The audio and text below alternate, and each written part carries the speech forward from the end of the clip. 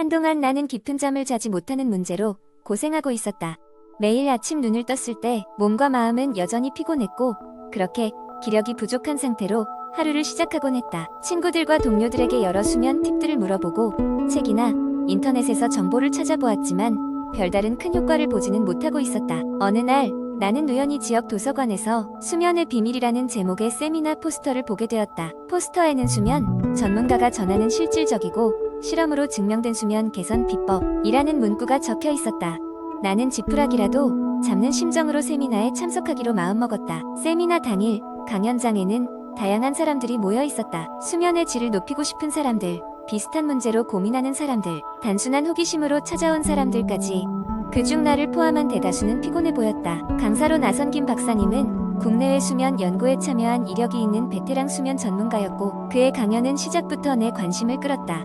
그날 김 박사님이 공유한 첫 번째 팁은 잠들기 전 시간 관리였다. 그는 잠들기 전 최소 1시간 동안은 모든 전자기기를 멀리하는 것이 중요하다고 설명했다. 많은 사람들이 스마트폰이나 컴퓨터를 보면서 잠들곤 하지만 화면에서 나오는 블루라이트는 몸이 멜라토닌이라는 수면 호르몬을 생산하는 것을 방해한다는 것이었다. 이를 대체할 수 있는 활동으로는 독서, 명상, 따뜻한 물로 샤워 등이 추천되었다. 두 번째 팁은 규칙적인 수면 패턴 유지였다.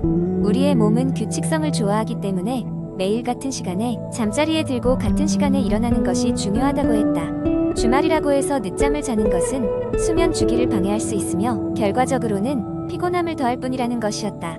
세 번째로 침실 환경 개선에 대한 조언이 이어졌다. 침실은 오직 잠을 자기 위한 장소로 사용하는 것이 중요하며 가능한 조용하고 어두운 상태를 유지해야 한다고 했다. 적당한 온도가 유지되는 것도 중요한데 결코 너무 덥거나 춥지 않아야 한다고 했다. 또한 침대는 몸을 충분히 지지할 수 있고 편안해야 하며 침구류도 자신의 체온에 맞게 선택해야 한다고 조언했다. 그리고 마지막으로 건강한 생활 습관에 대해서도 언급했다. 규칙적인 운동은 수면의 질을 크게 개선할 수 있지만 잠들기 직전에 하는 운동은 오히려 반대 효과를 줄 수 있다고 했다. 적절한 시간에 하는 운동은 스트레스를 줄이고 수면을 돕는다. 또한 식습관의 중요성도 이야기하였는데 카페인이나 알코올은 가능한 잠자기 몇 시간 전에는 피하는 것이 좋다고 했다. 강연이 끝나고 나니 천천히 변화시킬 수 있는 많은 것들이 있었다. 나는 김 박사님이 알려준 팁들을 하나씩 실천하기로 결심했다. 처음 며칠은 익숙하지 않았고 때때로 다시 원래의 나쁜 습관으로 돌아가기도 했다. 하지만 조금씩 그 변화가 내 생활에 스며들었고 결국 행복한 변화를 느낄 수 있었다. 이제 아침에 눈을 뜰 때면 이전과는 다른 개운함을 느끼고 하루를 시작할 수 있게 되었다. 세미나 참석은 내게 정말 놀라운 영향을 미친 선택이었다. 지금도 여전히 김 박사님의 팁들을 활용하며 매일의 수면을 관리하고 있다. 두 번째 이야기, 민철은 건강에 대해 무심했던 시절 매일 아침 커피와 함께 도넛을 즐겼다. 점심시간도 바쁜 업무 중 끼니를 대충 때우기 일쑤였다. 저녁은 친구들과의 회식 자리에서 고칼로리 음식을 먹고 하루를 마무리하곤 했다. 그러던 어느 날 회사에서 진행된 건강검진 결과에서 혈당 수치가 정상 범위를 넘어서고 있다는 소식을 들었다. 당뇨병, 그 말이 머릿속에 울려 퍼졌다. 그날 이후 민철은 생활 방식을 천천히 바꾸기 시작했다. 처음에는 인터넷 검색으로 혈당 조절에 좋은 습관들을 알아보고 적용해보기로 결심했다. 그는 식단을 조정하는 것으로 시작했다.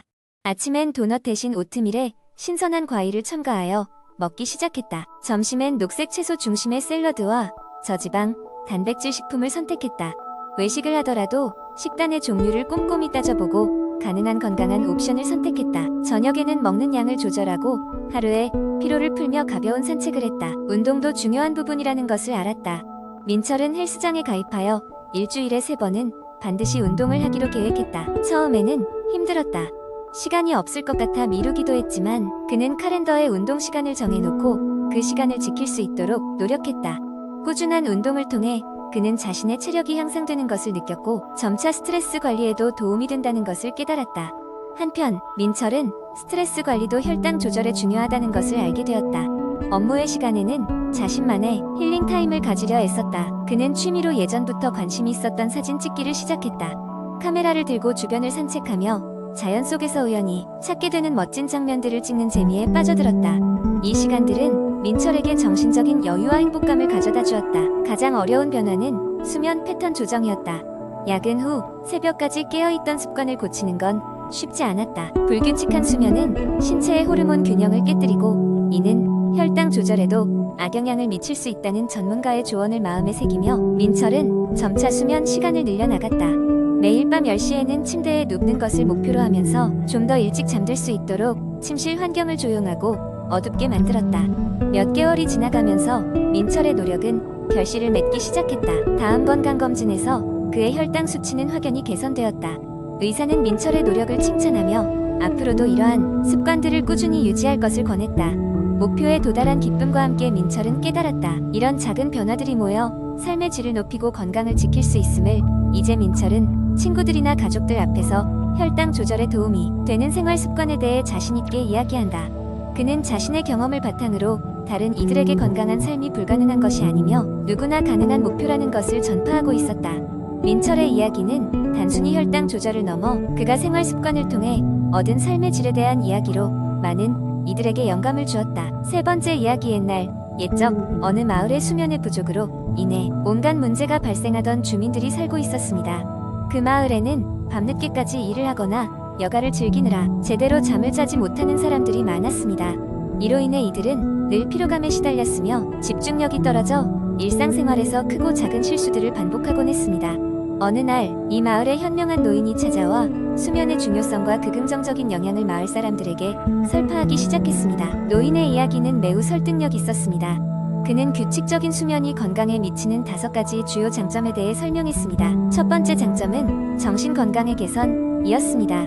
노인은 규칙적인 수면이 정신적으로 안정을 줄 수 있다고 강조했습니다. 밤이면 잠을 자야 할 시간에 충분한 수면을 취함으로써 불안감과 우울한 기분을 줄일 수 있으며 이는 고스란히 주민들의 전반적인 행복지수를 높이는 결과로 이어진다고 했습니다.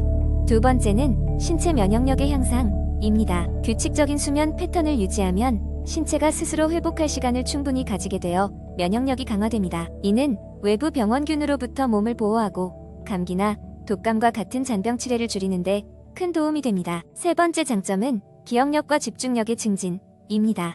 노인은 충분한 수면이 뇌를 활기차게 만들어주며 이로 인해 새로운 정보를 더 효과적으로 저장하고 필요할 때 더 잘 꺼내 쓸 수 있게 된다고 설명했습니다. 또한 집중력이 향상되어 복잡한 문제 해결이나 창의적인 사고를 요구하는 작업에서 최고의 성과를 올릴 수 있다고 했습니다. 네 번째는 정서적 안정과 대인관계의 발전입니다.